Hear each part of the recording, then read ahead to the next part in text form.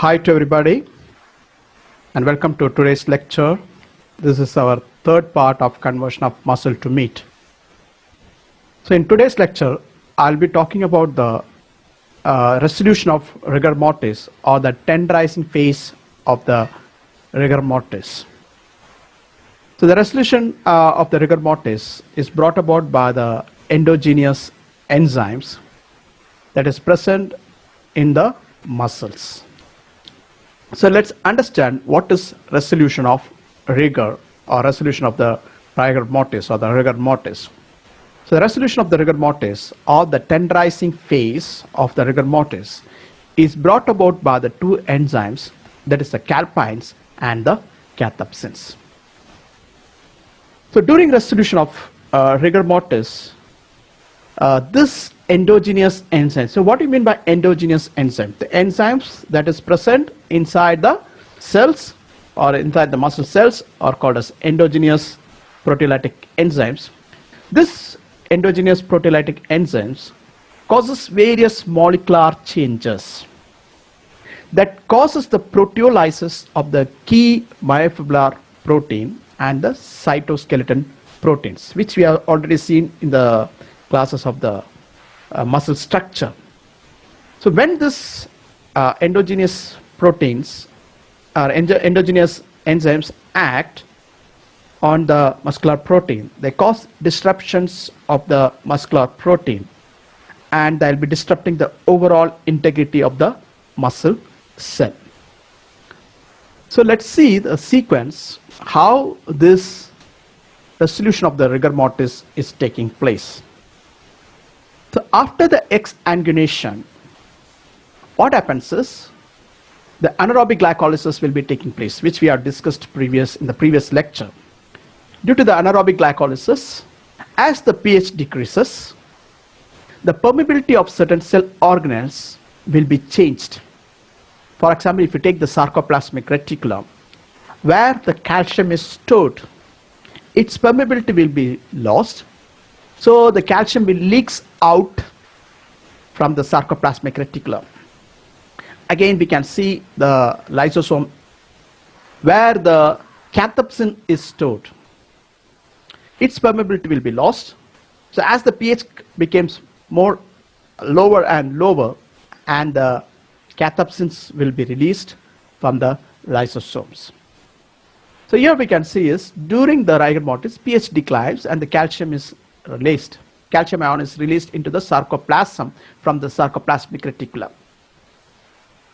So as the pH decreases, the proteolytic enzymes are also released. So once the proteolytic enzymes acts on the muscular protein, so this proteolytic enzyme, that is the calpines and the cathepsins, will act on the muscular proteins, mainly the cytoskeleton proteins. And because the proteolytic enzymes act on these muscular proteins, there is a disruptions of the muscle protein structures will be taking place. So due to the disruptions of the muscle protein structure, it leads to tenderness, and there is also certain flavor components will also be developed due to the proteolytic degradations. So that we will be seeing the flavor developments we'll be seeing during the next lecture, that is aging or conditioning. So with this small introductions, let's enter into our lecture, that is about to know about the two main endogenous enzymes or the proteolytic enzymes, that is the calpines and cathepsins. The calpines are also called as calcium activated sarcoplasmic factor, or it also called as calcium activated neutral proteases. So calcium activated sarcoplasmic factor, or it is also called as calcium activated neutral protease. So these are the terminologies that we use for this calpines. So where these calpines are present? The calpines are intracellular enzyme that is present in the sarcoplasm near the Z lines. So what is the properties of this calpines, or when the calpines will become active? So these are basically calcium dependent. So as the calcium ions increases during the rigor mortis, this enzyme, the proteolytic enzyme, this proteolytic enzymes is activated. So there are three types of calpines that is identified in the muscle. There are calpine 1s, which is also called as micromolar calpines. Then calpine 2s, it is called as a millimolar calpines. And the calpine 3, that is P94 calpines, its actions on the, or its proteolytic actions, its studies is still going on. This calpine 1s and calpine 2s are their action is inhibited by the natural inhibitors that is called as calpastatin, which we will be discussing. Okay. So why the calpine 1 is called as a micromolar calpines? Because only when the calcium ion or the free calcium ion concentration in the sarcoplasm increase to 10 to 15 micromolar, then this calpines will be activated. So why the calpine 2 is called millimolar calpines? Only when the free calcium ion concentration in the sarcoplasm increase to a level of 0.3 to 1 millimolar, then this calpines will be activated. In some books it is given around 1 to 2 millimolar calcium ions. So now I hope it is clear why the calpine 1 is called as micromolar calpines and calpine 2 is called millimolar calpines. So as I told you, the calpines is calcium dependent proteolytic enzymes. Okay. So where this calpines will act? So this calpines will act mainly on the Z-line proteins. That is, it will act on the Z disc and the other certain cytoskeletons like nebulin and connectin. So this will be acting on the mainly the connectin or the gap filament and the nebulin. It will be acting. So it will cause the structural disintegrations of this protein will be lost. So it will loosens the structural integrity, and that leads to the tenderness of the meat. So this calpines causes the proteolysis of the key structural proteins, including the desmin, titin, nebulin and troponin T. So this causes the disruption of the sarcomere structure, with the sarcomere structure will be disrupted and it will be degrading the Z disc. So for this to take place, it takes some few days. That is what we do during the aging. We keep it for aging to increase the tenderness. So coming to the which calpines is more active, we can see. The calpine bonds in the initial stage, because you know that calcium ion concentration is not increased abruptly, it will be increasing very slowly. So in the initial stage, when the calcium ion concentration is around 10 to 15 micromolar, then this calpines 1 is be acting. Most of the research says that the calcium ion concentration attained during the postmortem rigor is around 210 to 230 micromolar per liter. This calpines is only more active in being the tenderization. Then calpine 2s will act when the calcium ion concentration is increased. That is, when it is increased from 0.3 to 1 millimolar concentrations, this calpine 2s is active. So during when we add the exogenously the calcium ion, so one way of doing the tenderization is we'll be incorporating the calcium ion. So during that time, the calpain 2 is more active or more involved in the tenderization of the meat. So initially, the tenderization is initially brought due to the action of calpain 1s. Subsequently, the calpain 2 is responsible. So it ceases as the calpains go self-destructions by autolysis. After some times or after some times, it goes self-destructions. Okay. So at that period, at that time, the calpain's actions is lost. So these calpains are active in the pH of around 6.3 to 7. Okay. So as the pH decreases lower and lower, its activities ceases. So at around 5.5 or 5.6, its activities almost became nil. So when compared to cathepsins, the calpains are more involved in the tenderization of the meat.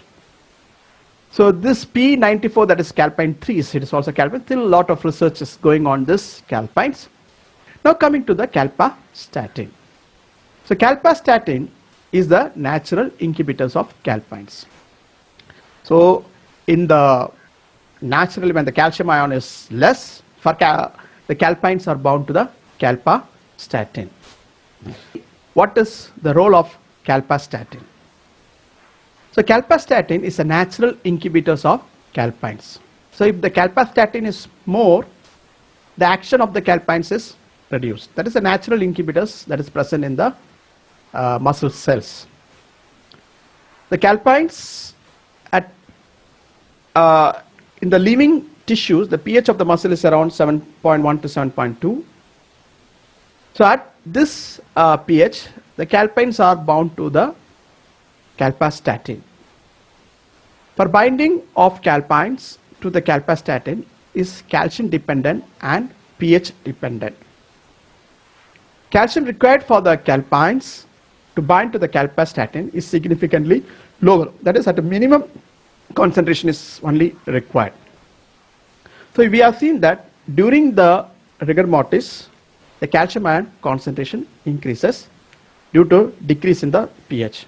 When calcium ions rises to 10 to 15 micromolar, the calcium ion concentration in the cytosol, that is, the calpains becomes active.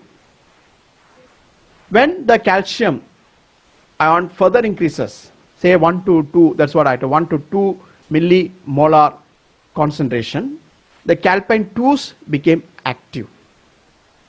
As the pH decreases, the sarcoplasmic reticulum to hold the calcium decreases, so calcium concentrations in the sarcoplasma increase. That is what we have seen in the previous slide. So the inhibitory action of the calpastatins falls as the pH drops from and it becomes very less as the pH start going down and down, and the calpains will be activated and the calpains will act on the proteolytic enzymes. So as the pH decreases, the calpains will also destruct the calpastatin, and the calpains are undergo the autolysis, so the calpains will also be decreased. The calpains are more active at pH of say about 6.3 to 7 or 7.1. So for the calpain to act, things are required. One is the calcium ion concentration. For the calcium ion concentration to increase, the pH has to decrease. So where this calpains act? The calpains will act on the troponin T, the iserline proteins. The iserline proteins it will be acting, that is, it will act on the desmin. Then it will act on the titin or the gap filament. That is, we already seen the titin. The titin will hold laterally the myosin to the iserlines. So this will be hydrolyzed by the calpains. Then it will also act on the tropomyosins. You know that actin, in the actin there is a tropomyosin that will also be acted upon by the calpains, and M-line proteins. So you know that M-line proteins are present Okay, this will also be acted upon by the calpines. So calpines plays a major role in the tenderization of the meat compared to that of cathepsins. So let's go to the next endogenous enzymes or proteolytic enzyme, that is the cathepsins. These are lysosomal acid proteases. That is, these enzymes are present in the lysosome. So there are 4 types of cathepsins, that is BDHL. Okay.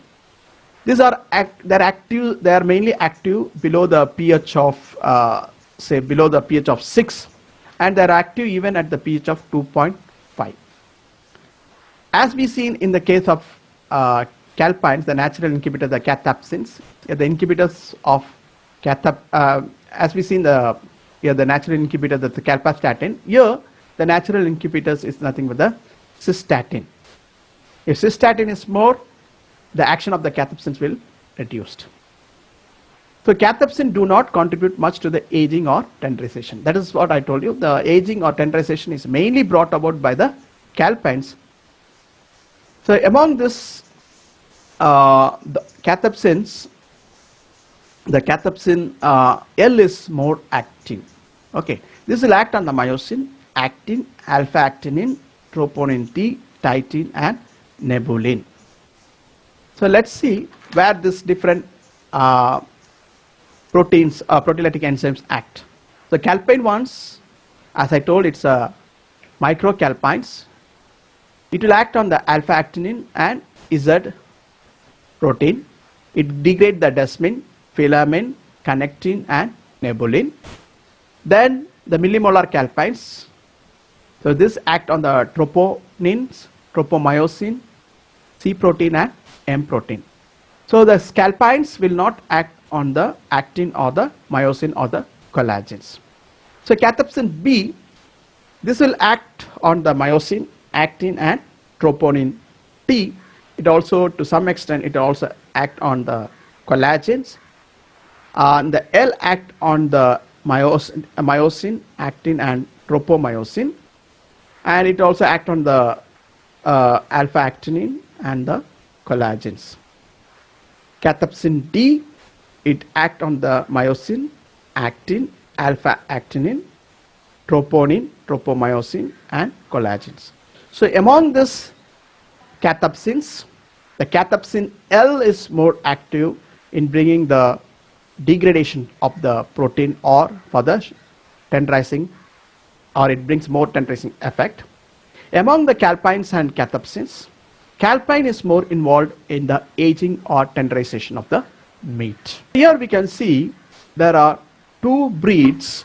One is the Brahman breeds and another is the Angus. Angus is one of the popular breed in US, which is used for the meat purpose. And if you take the meat of this, or if you compare the meat of this breed with that of this breed, we find that Brahman is more tougher than of the Angus breed. What is the reason behind this? The reason is that the ratio of calpine 2 to the calpastatin is less in Brahman meat compared to that of Angus. So if the calpastatin is more, naturally the calpine's action will decrease, so it cannot bring much tenderization. So the ratio of so if you want the meat to be more tender, the ratio of calpines by the calpastatin should be more. That is why we find that Angus breed is more tender than of Brahman breed if you compare the meat of the same age group and if you do same feeding and everything. Is it clear? So there is another thing that is called as the Callipage sheep. Coming to the why the Callipage sheep, though has lot of advantage, that is has well-developed buttocks region or the rump region, it has good FCR, it has a fast growth rate, but the problem is that it is compromised for the tenderness. And the meat or the mutton from this breed is less tender. The reason is that the ratio of calpines by calpastatin is less. That is, the calpastatin is more compared to that of calpines. So since the calpastatin is more, the natural inhibitors for the calpine is more. So the calpine cannot act much to bring the tenderizations. So that is why we find that though this is having more FCR, better musculature, you can see the musculature is very well, the musculature is well developed. You can see the rump region, the buttocks regions all well developed compared to this normal one. But the problem is that the meat or the mutton from this type of sheep is less tender compared to the normal sheep. This is occurred due to the mutation of certain genes. So this characters mainly pass from the male to the progeny. Okay. So what happens after the? So this is the electron microscopic structure we can see of the muscle. So this is the Isar line. This is the Isar line. Okay, this is one Isar line and this is Isar line. The distance between these two is called as a sarcomere, or the contractile unit of the muscles. So when this endogenous enzymes act on this Isar line proteins, that it act on the nebulin, connectin, isoline, desmin, all these proteins, after hours or after days, we can say this integrations or the cellular integrity will be lost, or structural integrity will be lost, and we will not be able to, when you see under the electron microscope, we will not be able to see this isoline properly. Because of that, it leads to the tenderness of the meat. You can see here the isoline is completely lost after certain hours or after some days. The integrity or the isoline is completely lost, and the myofibrillar proteins is loosened, and it becomes more tender. This is what happening during the conversion of muscle to meat or during the aging process. The question that normally we come across is why the red muscle tenderizes less than white muscle during conditioning. Because in the red muscle contain lower concentration of the proteolytic enzymes. The proteolytic concentration of the, sorry, this is not photolytic, it is proteolytic. Okay, proteolytic, the red muscles contain a lower concentration of the proteolytic enzymes. Second is the ratio of calpine 2 to the calpastatin is greater in the white muscle. That is, the white muscle will contain more of calpines than compared to the calpastatin. Naturally, the ratio will be more than in the red. But in the red muscle, the calpine 2s and calpastatin are both greater in the red muscle. So, but the ratio, if you see the concentration, that is calpines and calpastatin, the concentration, if you take, it is more, but the ratio is less. That means the calpastatin is more compared to that of calpines. So the calpastatin will inhibit the action of calpines. Okay. Third reason is that the postmortem concentration of calcium rises more in the white muscle than in the red muscles. No, we know that calcium is a factor favoring the action of the proteolytic enzyme calpines. So here in the case of white muscle, the calcium ion concentration or the calcium ion released from the sarcoplasmic reticulum is more than in the red muscles. So since the calcium ion concentration increases, the action of the calpines will be more.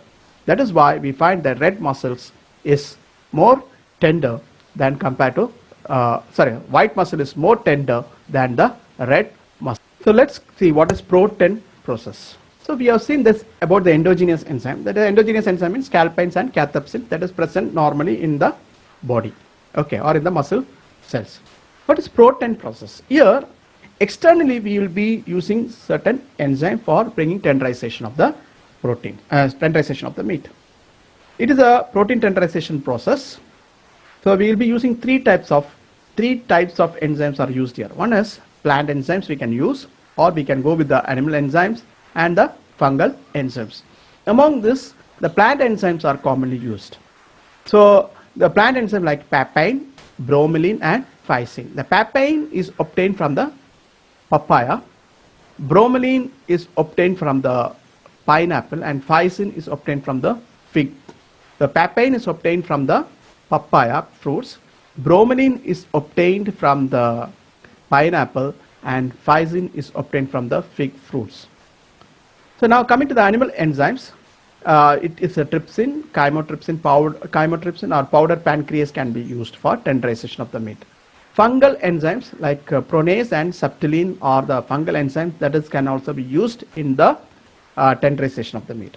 So normally we'll be using this plant enzyme for the tenderization. For example, that is the reason why if you come to India after giving this after we take the chicken biryani or anything, we are given papaya or the pineapple because this help in the tenderization of the meat. Where this enzymes mainly act, this will be acting on the collagens. Okay, the collagen proteins, this enzyme, the plant enzymes will be acting mainly on the collagen proteins. So that will bring the tenderization. So even if your practical application, I just want to tell you is that you take the papaya and you make you grind it and make it in the paste form, and you can marinate on the meat and keep it for say some 6 hours or 7 hours. Then you go for cooking of that meat. You find the meat is very soft. Okay, or you can use the pineapple. You can put it in the pineapple juice also. Even we can use this curd for tenderization. Lemon juice you can use it. When you use the lemon juice, it reduces the vinegar. You can use it for tenderization, or you can use the curd for tenderization. That is what we find. The people will be using this like vinegar or the lemon juice, or they'll be marinating with curd because it contains the lactic acid, so it will reduce the pH. Curd will also improve the flavor also. That is another thing advantage of using the curd. So this is in most of the places, or most of the chef will be using this papain or the bromelain for tenderizing the meat. So that is the techniques we can apply for tenderizing the meat. So the question that commonly comes to our mind is, though these enzymes are present in our body, that is the endogenous enzyme, the calpines and cathepsins, though it is present in our body, why this enzymes is not acting when we are alive, or why it is not active in the live muscle cells? So you know that in the live muscle or the live tissue, the pH of the muscle is around 7.1 to 7.2. At this pH, the calpines are bound to the inhibitor calpastatin. So at this pH, there is no increase in the calcium ion concentration. So it is naturally bound to the calpastatin. So binding of calpines to calpastatin, as I already told, is a calcium and pH dependent. Once a person dies, or when the animal is dead, what happens is rigor mortis will be starting and the pH will be decreasing. So the calcium will be released. Is it clear? More calcium will be released. When the animal is live, the calcium required for calpines to bind with calpastatin is significantly lower. So that is normally present there, and it will be bound to the calpastatin. Okay. So as the calcium concentration increases, what happens is the millimolar calpines and the micromolar calpines and the millimolar calpines will be activated. So only when the pH decreases and the calcium ion concentration increases, say around 10 to 15 micromolar increase in the calcium, then the micromolar calpine 1 will be activated. When around 1 to 2 millimolar calcium ion concentration increases, then the calpine 2 will be activated. So that is how we do that. By incorporating of the calcium, when we use calcium, you marinate with calcium also, we can bring tenderization because these calpines will be activated. So now I hope it is very clear why the endogenous proteolytic enzymes is not acting in the live muscle cells, because it is pH dependent. If you take the calpines, it is pH dependent and calcium dependent, and if you take cathepsins, it is pH dependent. So it will not act in the neutral pH. It will be more active. The cathepsins will be active at a lower pH, say 6, and below this cathepsins will be 5 and 5.5 or 5.3, or even it is seen even at 2.5, the pH of 2.5 also it is active. So that is why it is not acting in the living muscle cells. Thank you very much for listening to this class. Take care. In the next class, we will be seeing the impact of rigor mortis on the various sensory or the properties of the meat.